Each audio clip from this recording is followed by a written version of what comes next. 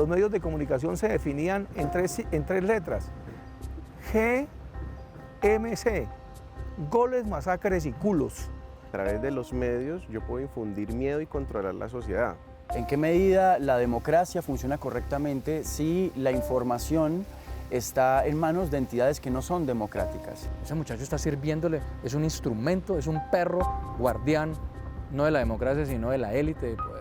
Muerte del joven Dylan Cruz amenaza con escalar las protestas. Bueno, por ejemplo, ahí muerte opera como un eufemismo que rebaja la valoración negativa en torno a asesinato. Lo otro es ocultar, el tiempo oculta. Unas audiencias que no son capaces de deconstruir y desestructurar esos lenguajes. La crisis del periodismo obedece también a la crisis de nuestros lectores. Bienvenidos a Mira TV, el programa que te muestra la realidad de una perspectiva clara y objetiva. Hoy hablaremos de un tema de gran relevancia para la sociedad moderna, lenguaje y medios de comunicación. Expondremos la forma en que los medios utilizan el lenguaje a la hora de elaborar y comunicar las noticias. Bienvenidos a esta emisión, Construcción de la Realidad a través del lenguaje mediático, para que puedan tener más herramientas conceptuales para cuestionarse y cuestionar la información que reciben, de dónde la reciben y cómo la reciben.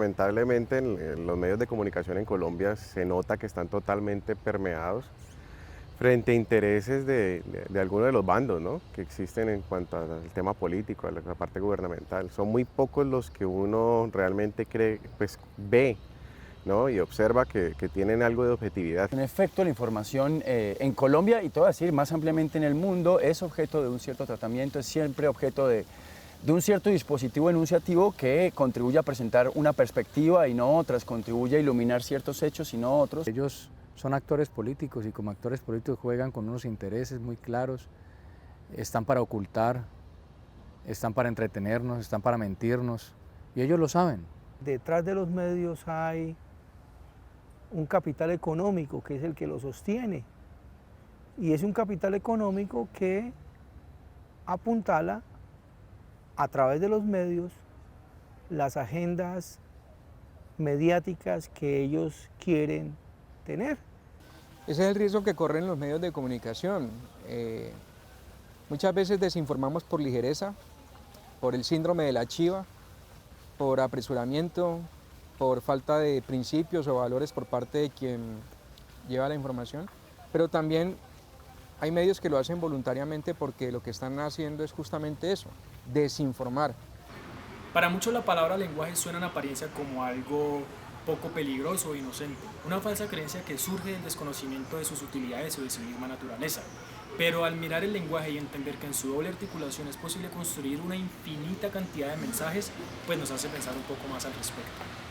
Existe un autor norteamericano especializado en lingüística cognitiva que habla acerca de los marcos mentales, George Lakoff. Él plantea que dentro de nuestras estructuras básicas de pensamiento existen unos marcos mentales los cuales encuadran la visión que se tiene del mundo, las percepciones, la manera de entender la vida y que es el lenguaje quien activa esos marcos. Es decir, que de él dependen todas esas cuestiones. Así que vale la pena preguntarse con respecto a los medios. ¿Estos contribuyen a la activación de estos marcos mentales? Es decir, ¿se relacionan con la visión, percepción y entendimiento que las personas tienen del mundo? Yo creo que también dependiendo del tipo de medio de comunicación, su orientación ideológica, incluso su formato, la plataforma que está usando, cada vez, digamos, tiene unos horizontes o unas visiones de la realidad que quiere ofrecer. Entonces no es lo mismo, digamos, un periódico tradicional como El País a un periódico popular como El Cubo, por ejemplo. ¿Sí? Su lenguaje es diferente. Partimos de un lenguaje que infantiliza, un lenguaje infantilizante. ¿Sí? Digamos que eso es lo que quiere escuchar el receptor de noticias, ¿sí? Que le cuenten lo más sencillamente el asunto. Y de alguna otra manera los medios de comunicación son conscientes de eso. Hay un par de teorías que son bastante antiguas, ¿ya? Una es de Orwell, que dice que a través de los medios yo puedo infundir miedo y controlar la sociedad, ¿no? Y otra es de Huxley, que Huxley dice a través de la felicidad y el placer yo puedo, ¿no?, controlar los medios e influir en la sociedad, ¿no? Y ambas no las han usado, ¿no? Entonces uno ve ahí un problema grave, está sucediendo algo grave, pum, metamos un partido de fútbol, ¿sí? Metamos el reinado, ¿sí? Saquemos una noticia en relación con algo alegre, algo que despierte el placer de los colombianos. Si el banquero Sarmiento Angulo no lo supiera, o sus asesores no supieran de la capacidad que tiene el lenguaje para ubicar y sobre todo consolidar ciertos marcos mentales en la gente, ciertas representaciones sociales alrededor de la realidad, ellos no hubieran comprado el tiempo y no estuvieran metidos en los negocios de la televisión. Los demás, por supuesto que lo hacen, y lo hacen con la intención clara de confundir a esas audiencias. Por supuesto, los medios contribuyen a la construcción de esos marcos que, digamos, entran a ser parte de esa subjetividad compartida que tenemos todos y todas, que se condensa a través de esos marcos, ¿no? Un ejemplo claro citado por Lakoff, abordado por Lakoff, por ejemplo, junto a Johnson, es el de las metáforas. En los medios de comunicación se construyen metáforas como la del Estado es el padre, una que tuve la oportunidad de analizar acá en Colombia, la de las autodefensas como anticuerpo del sistema económico. Por ejemplo, esa es una metáfora que contribuyó a la naturalización del paramilitarismo en Colombia, a la creencia de que era un fenómeno que no tenía agentes, que no tenía responsables, que no tenía dolientes. Indudablemente, el lenguaje es una herramienta de gran poder para quien conoce sus recursos y sabe cómo elaborar un mensaje con una intención. Y como lo han dicho los especialistas, a través de él se puede crear modelos de realidad en la mente de las personas frente a los hechos y su entorno. De manera que se debe de prestar suma atención a las palabras, pues éstas poseen un mensaje oculto, y peor aún, mediante ellas se puede mentir y engañar sutilmente. Hay enfoques que de hecho se han dedicado a dilucidar ese tipo de mecanismos a través de los cuales los medios dan cierto tratamiento a la información, enfoques como la lingüística crítica o el análisis crítico del discurso, la lingüística sistémico-funcional. Te puedo poner algunos ejemplos. Hay mecanismos como el del uso de eufemismos. Los eufemismos contribuyen a atenuar, a mitigar o a evitar la valoración negativa asociada a una acción, a un evento, a un objeto, a una categoría social, denominándolo de forma diferente. El solo hecho de usted ubicar, de usted legitimar el homicidio, cuando el ejército mata a un guerrillero y lo nombra como dado de baja, ahí ya hay una representación social de esa persona. Eso es un ser humano, eso es un homicidio. Pero cuando usted lo encubre, no es que fue dado de baja, se legitima usted como asesino porque usted lo está haciendo desde una institución. Pero eso es un homicidio aquí en Cafarnaún.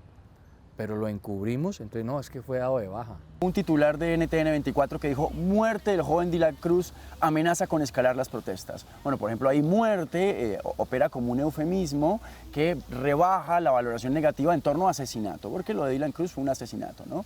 Un ejemplo claro del uso de los eufemismos en los medios colombianos es este eufemismo falso positivo que está encubriendo asesinato, crimen de Estado, ejecución extrajudicial, ¿no? Las cosas se pueden decir de distintas tonalidades, de distintos tonos, de distintas formas, ¿no?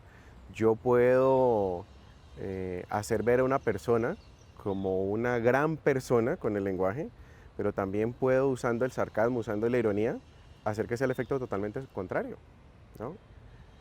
Y sin que se vea la intención, que es lo más curioso, ¿no? O sea, el lenguaje tiene eso, ¿no? Que sin ni siquiera ver la intención, yo puedo a través de las palabras sugerir cosas. Otra estrategia muy común, señalada entre otras por la lingüística crítica, es la desagencialización. Básicamente es el procedimiento por el cual se oculta a la gente responsable de una determinada acción, de modo que esta última es presentada como si se hubiese realizado sola, ¿no? Como si no tuviera un doliente. Yo en clase, por ejemplo, el ejercicio del puente Chirajara, el Tiempo informó, se cae el puente Chirajara. El espectador dijo: Coviandes debe responder 2 puntos mi transporte. Coviandes es la empresa asociada al grupo económico que está detrás. Eso es informar. Lo otro es ocultar. El Tiempo oculta. No, es que no se cayó cualquier puente. Se cayó Chirajara porque la empresa a la que pertenece el banquero, dueño del tiempo, entonces el tiempo oculta esa información. Eso es mentir, eso es crear unos marcos mentales distintos a lo que hace el espectador. Porque si vos lees solo el tiempo, se cayó un puente. El otro titular de NTN 24 con respecto al último paro decía: murió Dylan Cruz, el joven que resultó herido en una manifestación en Bogotá. ¿Quién fue? ¿Quién disparó el arma? ¿Quién estuvo involucrado en la acción? Digamos, sale completamente del enunciado y por tanto sale del foco, sale del ángulo de lo visible, ¿no? Ideal en los medios sería que me mostraran no solamente el lado A, sino también el lado B y las vertientes intermedias. ¿Sí? Todos los diferentes matices, porque pues eso sería la objetividad en la noticia. Pero uno lo que observa es que no, o sea, si hay una intencionalidad, hay una preparación previa, hay un sesgo y hay un discurso, ¿no?, en relación con eso, que muestra que todos los diferentes elementos están hacia ese mismo sesgo. Digamos que hasta el momento hemos enunciado las formas en las que el lenguaje adquiere relevancia a través de los medios. Se han enunciado unas estrategias aplicadas por los medios de comunicación, pero no son los únicos mecanismos que existen, hay muchas formas. Espérenos después de comerciales para hablar bien de esto. En breve volvemos con más de Mira TV. Darle placer a la gente la controla, ¿no? Darle ese contentillo, el chisme, ¿no? A la gente le gusta el chisme. Que la gente no se prepara para consumir. Todos los días estamos haciendo periodismo banal. Pasa que hacer periodismo para un medio empresa le puede resultar costoso. Último momento. 5 vacas y un toro llamado Lagrimón fueron los animales hurtados de una de las fincas del exfutbolista Faustino Asprilla. Nuestro periodista Miguel Ángel Palta realizó un informe para contarnos cómo fue el recibimiento de este león por parte del alcalde municipal. Seguimos en Mira TV. Es impresionante la cantidad de noticias que se emiten que realmente no hacen un aporte significativo a las audiencias, pero lo más preocupante es la cantidad de personas a las que le llega toda esa información sin relevancia. Claro, es entonces que vale la pena preguntarse, ¿saben las personas diferenciar entre una noticia relevante y una sin mayor trasfondo? Para mí la noticia más importante de la semana pues fue el regreso de la Bundesliga y pues a mi parecer es una noticia pues importantísima. Creo que la noticia más importante que leí esta semana fue la de que el gobierno colombiano piensa prestarle dinero a la aerolínea Avianca. De las noticias que vi esta semana me parece muy importante la activación de ciertos sectores de la economía que inició a partir del 11 de mayo. Lo que hacen los medios de comunicación es espectacularizar, la espectacularización. Esto es un circo y entre más espectacularice y la noticia sea más espectacular, mejor. Todos los días estamos haciendo periodismo banal, periodismo superfluo, periodismo que yo llamo el periodismo del clic. Esto me da clic. Está pasando y creo que tiene mucho que ver con esa búsqueda que están haciendo los medios hoy de sobrevivir. En la década, finalizando los 90, iniciando la década del siglo XXI, los medios de comunicación se definían en tres letras: GMC, goles, masacres y culos. Eso hacían los medios de comunicación. Los noticieros abrían con goles, el fútbol, después pasaban a masacres y terminaban con culos, la cosificación de la mujer. En efecto, se trata del procedimiento de dar foco, de dar luz a ciertos eventos, mientras, digamos, quedan fuera de campo otros eventos, ¿no? Es el juego de dar relevancia a ciertos temas, mientras se saca de la agenda pública otros temas. Es evidente que los medios de comunicación en su gran mayoría e impulsados por las redes sociales han caído en ese modelo de marketing que busca generar noticias que dan clic. Las audiencias caen en vacíos informativos sobre hechos que ameritan una profundización por su trascendencia y perdiendo los medios esa esencia que verdaderamente los hace, que es la de investigar a profundidad un tema, o mejor dicho, el periodismo puro y duro, priorizando estos a acrecentar su rating y clics a costa del sensacionalismo y del inmediatismo. Pero ¿será muy difícil encontrar hoy en día medios que tengan como prioridad la investigación? Pasa que hacer periodismo para un medio empresa le puede resultar costoso, ¿ya?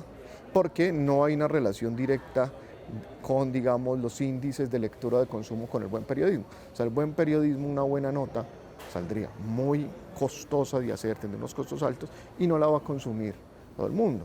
Entonces, bajo esa lógica, creo que el hacer buen periodismo no tiene que estar determinado por la lógica del consumo masivo de información. Hoy esa lucha está muy difícil y yo diría que muy quebrada, ¿sí? Y cada vez se hace más difícil hacer un periodismo serio, responsable, porque la presión desde las otras plataformas es muy fuerte. Yo creo que el periodismo está buscando, ya comprendió que digamos, su mejor lugar para estar no necesariamente es en los medios empresas, pasa por buscar otros modelos de financiación, de establecer alianzas con universidades. Aunque debe decirse, producto de la manipulación histórica, son ahora las mismas audiencias las que muchas veces no les interesa la información o el periodismo investigativo, sino que prefieren noticias superficiales y que poco aportan a sus vidas. Los receptores, que ya no se habla de receptores sino de audiencias, seríamos pasivos. Y hay unas responsabilidades que uno tiene que asumir como ciudadano. Lo que pasa es que la gente aquí se asume como miembro de una audiencia pasiva, y uno no puede ser pasivo ante un medio de comunicación, y es lo que la gente normalmente hace. La gente no quiere saber de los ladrones de cuello blanco, no quiere saber de las matanzas, la gente quiere saber de Júpiter, quiere saber de la última canción de Residente, quiere saber del último auto de Ronaldo. Creo que la crisis del periodismo obedece también a la crisis de nuestros lectores. Hay unas audiencias que no son capaces de deconstruir y desestructurar esos lenguajes. Es decir, allí tenemos unos oyentes, unos consumidores de noticias que simple y llanamente reciben, ¿sí?, lo que los medios imponen, ¿sí? No tenemos, primero que todo en Colombia, yo personalmente creo que no hay opinión pública. Si yo sé que el medio de comunicación es un medio de comunicación tradicional, conservador, que va en contra de una serie de posturas que yo no sigo, pues simplemente yo dejo de consumirlo si yo no pienso eso, ¿sí? Es así de simple. En las peluquerías, por ejemplo, cuando me están cortando el pelo, miro que la gente mira el noticiero, casi siempre está RCN, yo no sé por qué les gusta tanto esa porquería de noticiero, pero la gente lo mira y la gente asiente y dice, ay, sí, sí, y como que le estuviera creyendo. El problema no es solo RCN, el problema es el que está consumiendo la información, el problema no es del lenguaje exclusivamente. Si yo no estoy preparado para consumir ese lenguaje, para traducirlo, para interpretar ese lenguaje, el problema es mío. El problema ya no es del medio de comunicación, tampoco le podemos echar toda la culpa a ellos. La opinión pública se genera de doble vía. Si no tenemos ciudadanos capaces de leer, de descontextualizar, de contextualizar, ¿sí?, unas situaciones, pues simple y llanamente el lenguaje que viene de quien emite la noticia es el lenguaje, digamos, que prepondera, es decir, el lenguaje más fuerte. Se tiende a pensar que las audiencias son tontas o que no saben, no, las audiencias saben, y el público sabe qué le gusta y qué no le gusta, y la gente escoge por eso. Yo me voy con esto, yo oigo esto, y ya, o sea, no hay lío. El problema está en el consumidor final, en la audiencia, ¿ya?, que no es capaz de interpelarlos, escribiéndoles, ahora con las redes sociales que yo las adoro, ojalá nunca les pongan filtros, es poderles decir, mentiroso, hiciste mal un trabajo. Yo he cogido varios en Twitter a ese director de Noticias Caracol, que es el único que medio veo, que es un petardo, lo cojo a cada rato, pero qué entrevista tan mala, maestro. Eso es todo condescendiente con las fuentes, es sobachaqueta, es un pobre pendejo. Tal parece que nos encontramos ante audiencias poco formadas y que se ven poco interesadas en temas de verdadera importancia para su vida como ciudadanos. Pero, ¿qué tan cierto es esto? En las secciones que siempre suelo recurrir pues normalmente en el periódico es la de deportes, ya que pues soy una persona que le gusta mucho los deportes. Las secciones de noticias que prefiero observar son las deportivas. La sección de noticias que siempre reviso primero son las regionales. La construcción de la realidad a través del lenguaje mediático no solamente obedece a qué tipo de noticias se publican, sino a la manera en la que se cuentan los hechos. Y aquí sí que tienen trasfondo aquellos que tocan el tema político, cultural, económico, social, deportivo, entre otros, que siguiendo unas lógicas y unos intereses específicos, en ocasiones lo que hacen es minimizar o invisibilizar los hechos. Los medios de comunicación no son unos medios que son independientes, porque precisamente detrás de los medios hay un capital económico que es el que los sostiene. Los medios básicamente y los que funcionan como empresas, pues la lógica de su mantenimiento y su monetización las lleva a tomar líneas editoriales o de su propia relación que tengan con sus audiencias. Pasa que nosotros tenemos una idea a veces muy romántica de los medios. Y los medios, yo creo que básicamente casi todos, uno conoce portales que son de derecha y ellos abiertamente lo dicen. Lo que nosotros no lo conocemos, no es que el medio no sea transparente. Yo pienso que todos los medios, independiente del que sea, tienen un interés. Interés de no necesariamente beneficiar a alguien o no necesariamente que alguien se vuelva rico o pobre, no. Hay una realidad que es inocultable en Colombia. Antes los medios de comunicación pertenecían en su mayoría a los emporios políticos, a las familias políticas. Hoy en día pertenecen a los emporios económicos. Uno sabe de quién son los medios, cuáles son los grupos económicos que son dueños de los medios más importantes de Colombia. Eso no está escondido, eso todo el mundo lo sabe. Ahora, tenemos es que conocer las implicaciones de esas líneas editoriales que los orientan a ellos, ¿ya? Entonces, básicamente tenemos que aprender a consumir esa información. Ningún empresario, ningún emporio político o económico va a comprar un medio de comunicación para darse duro a sí mismo. Los medios de comunicación tendrían que ser, y quizás ni así,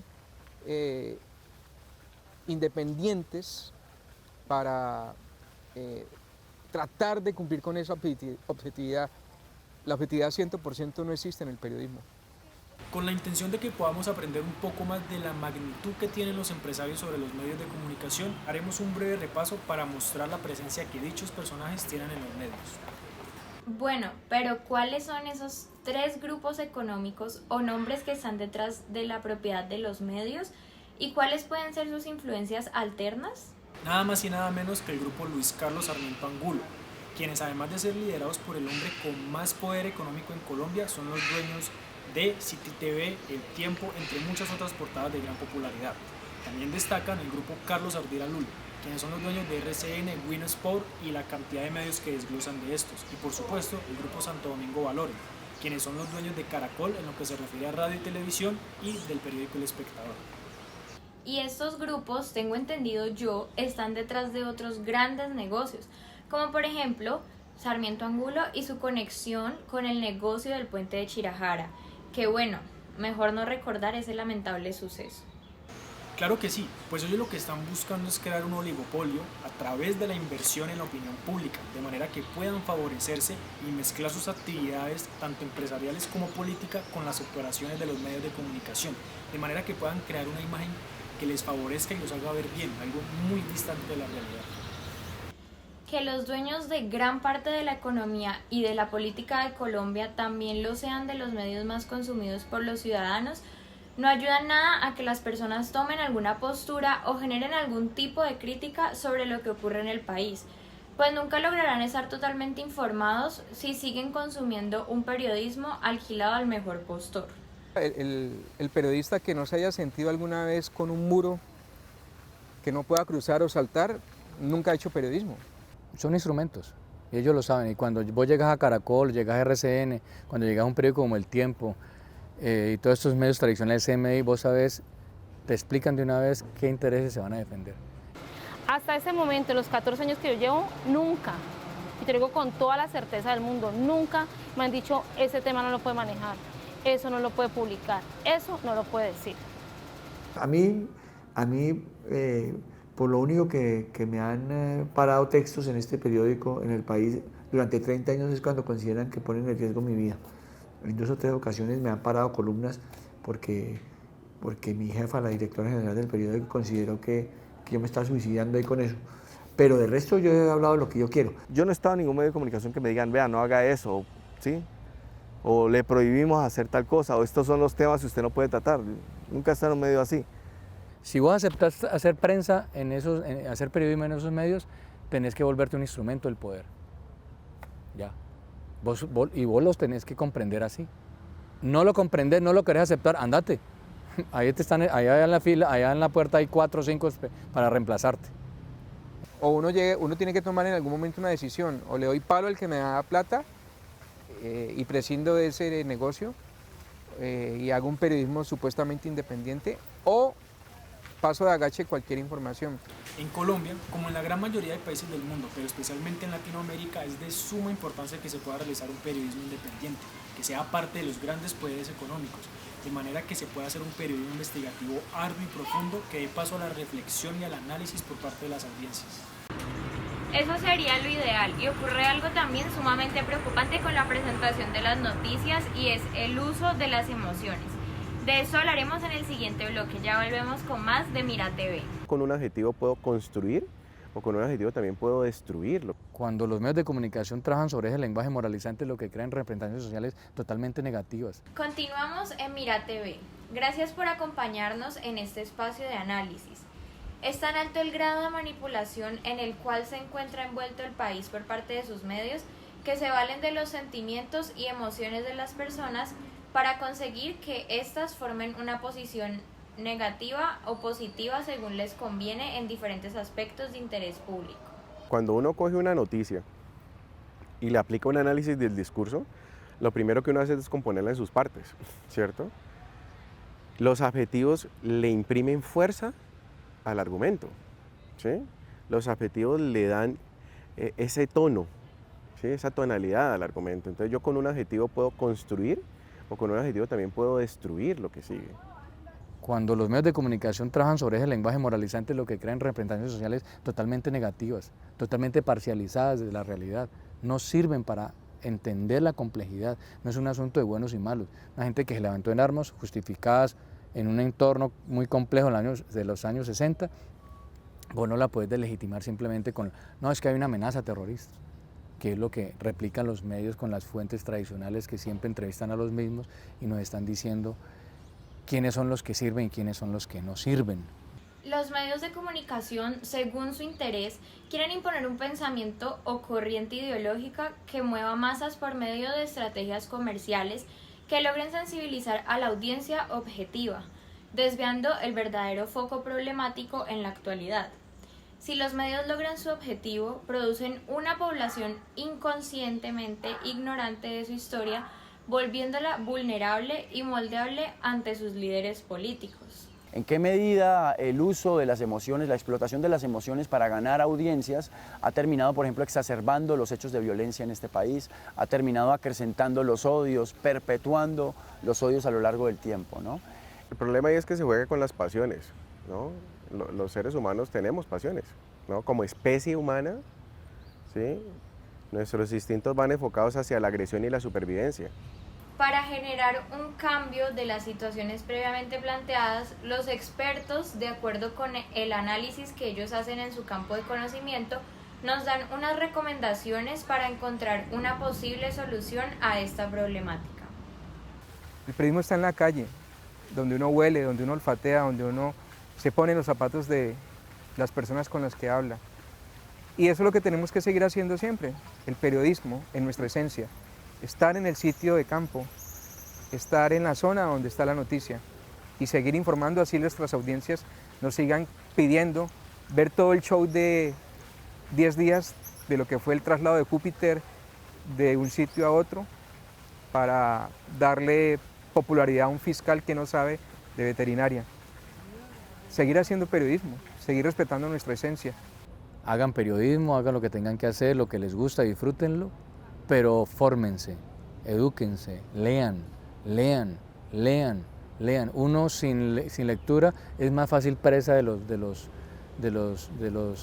agentes del poder, pero cuando uno los comprende y entiende, seguramente es más fácil uno poder interactuar, seguramente vas a lograr mayor respeto y legitimidad en tu trabajo.